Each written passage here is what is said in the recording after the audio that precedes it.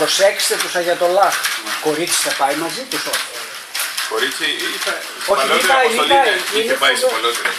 Δεν είχαμε κανένα πρόβλημα. Δεν είχατε, φορέσανε τσαντόρ. Ναι. Αλλά τουλάχιστον στον κύκλο που ήμασταν. Κοίταξε να δεις, ο συνάδελφός μου ο Βαγενάκης, ο γιατρός, ο οποίος είχε τον υπουργό, τον medical, πώς λέγεται, τον είχε εκεί, η γυναίκα του πήγε με το τσαντόρ και πήγε να του δώσει το χέρι και έγινε χαμός, λέει θα σε βάλουν φυλακή. Δεν επιτρέπεται Το ξέρω. Χειραψία. καμία.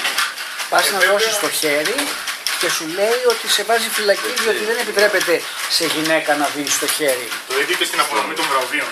Επειδή ήμουν εγώ εκεί, ήταν και στις ρομποτικές ομάδες, ήταν και κοπέλες. Οποίες